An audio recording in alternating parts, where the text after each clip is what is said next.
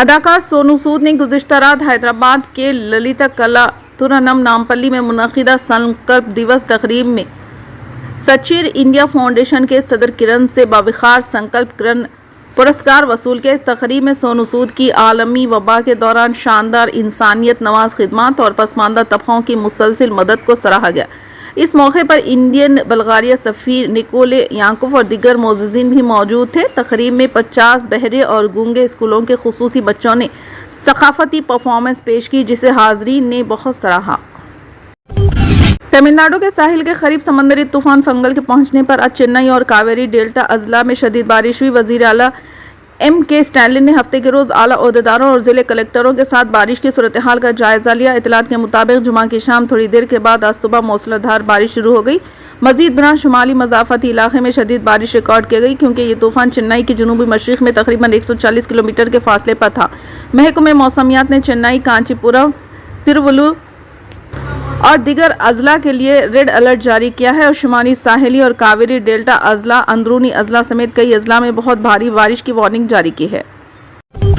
ہندوستان میں ترکیہ کے سفیر فراز سونن سے ملاقات کے بعد ریاستی وزیر انفارمیشن ٹیکنالوجی ڈی سریدھر بابو نے کہا کہ ترکیہ تلنگانہ کے ساتھ تعلقات کو بڑھانے کا خواہش مند ہے۔ سکریٹریٹ میں اپنی 30 منٹ کی ملاقات کے دوران دونوں رہنماؤں نے مختلف شعبوں میں تعاون کرنے کے طریقوں کو تلاش کرنے پر اتفاق کیا۔ سریدھر بابو نے تلنگانہ اور ترکیہ کے درمیان دیرینہ تاریخی اور ثقافتی تعلقات پر روشنی ڈالی۔ انہوں نے کہا کہ ریاست تلنگانہ زراعت، فارماسیوٹیکل، لائف سائنس اور کامرس جیسے شعبوں میں سرمایہ کاری کے لیے بہترین ماحول فراہم کرتا ہے۔ انہوں نے ترکیہ کے سفیر سے کہا کہ وہ تلنگانہ کے کاروباری ماحولیاتی نظام کو تلاش کرنے کے لیے ایک صنعتی وفد حیدرآباد روانہ کرے۔ سفیر فراز سونن نے سریدھر بابو کی اس تجویز کا خیر مقدم کیا اور اس کے لیے آمدگی ظاہر کی۔ اجلاس میں ترکیہ کے قونصل جنرل پامن اوکان نے بھی شرکت کی۔ بعد ازاں ترکیہ کے سفیر نے چیف منسٹر ریونت ریڈی سے بھی ملاقات کی۔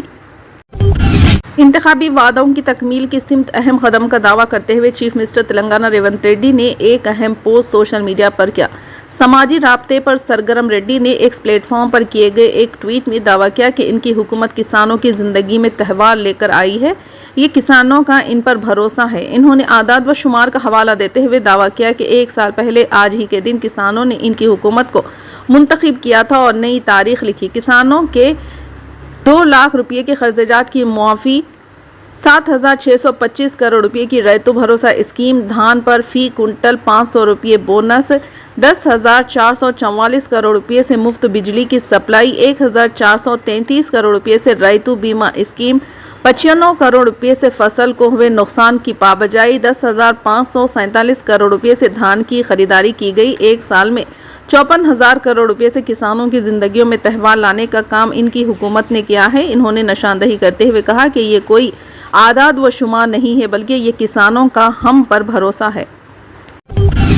کانگریس رکن پارلیمنٹ پرینکا گاندھی نے جو پہاڑی حلقے وائناڈ سے اپنی پہلی انتخابی جیت کے بعد کیرالہ کے 2 روزہ دورے پر آئی ہوئی ہیں، ہفتے کے دن کہا کہ بی جے پی اپنے سیاسی حملوں میں کسی قاعدہ قانون یا جمہوری اصولوں پر عمل نہیں کرتی۔ انہوں نے اپنے بھائی اور وقائد اپوزیشن لوک سبھا راہل گاندھی کے ساتھ مشترکہ جلسے عام سے خطاب میں وائناڈ لینڈ سلائڈنگ کے حوالے سے مرکز کی برسر اقتدار جماعت کو نشانہ بنایا۔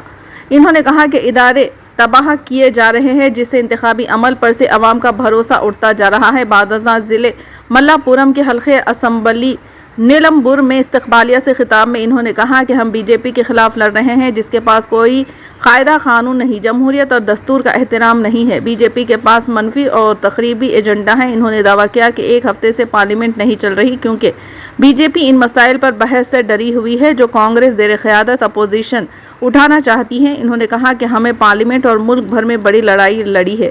ہم اپنے دستور کو بچانے کی لڑائی لڑ رہے ہیں۔ آزادانہ، متوازن اور مضبوط عدلیہ کی ضرورت ہے جو دباؤ میں نہ آئے۔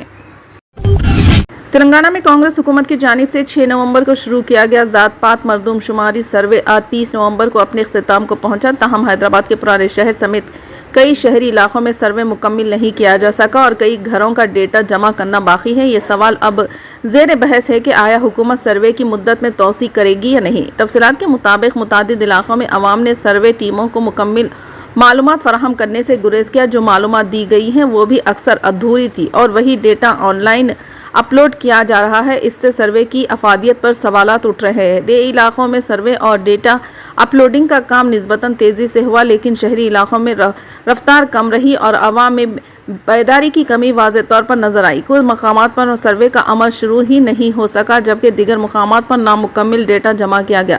سروے عملے کے مطابق زیادہ تر افراد نے زمین کی ملکیت، قرض جات اور خاندانی تفصیلات جیسی بنیادی معلومات فراہم کی، لیکن آمدنی، مویشیوں کی تعداد اور سیاسی وابستگیوں جیسے تفصیلات دینے سے انکار کیا۔ ایک عہدیدار نے بتایا کہ ہم لوگوں کو قائل کرنے کی کوشش کرتے رہے، لیکن معلومات فراہم کرنے پر اصرار نہیں کیا۔ جو معلومات دی گئی ہیں ہم نے انہیں ہی درج کیا۔ کئی مقامات پر نامکمل فارم آن لائن اپلوڈ کیے جا رہے ہیں۔ شہری علاقوں میں زیادہ تر گھرانے، ذات اور آمدنی جیسی تفصیلات فراہم کرنے سے ہچکچاتے نظر آئے۔ سروے کے عملے خصوصاً اساتذہ نے بھی عوام کے سوالات اور شکایت کے سبب کام میں دشواری کی شکایت کی۔ کئی افراد نے پچھلے وعدوں جیسے 6 ضمانتوں اور پرجا پالنا کی درخواستوں کے نفاذ پر سوالات کیے۔ حکام کے مطابق جمعرات تک 39,51,469 گھرانوں کا ڈیٹا آن لائن اپلوڈ کیا جا چکا ہے، جبکہ 6,59,839 گھروں کا ڈیٹا جمع کرنا باقی تھا۔ مختلف اضلاع میں ملک ضلع 82 سے 5% ڈیٹا اپلوڈ کے ساتھ سب سے آگے ہے۔ اس کے بعد یدادری، بھونگیر 74.2% اور سدی پیٹ 64.5% پر رہے۔ GHMC کے حدود میں 81.5% سروے مکمل ہوا، جبکہ 4,54,240 گھروں کا ڈیٹا ابھی بھی جمع کرنا باقی ہے۔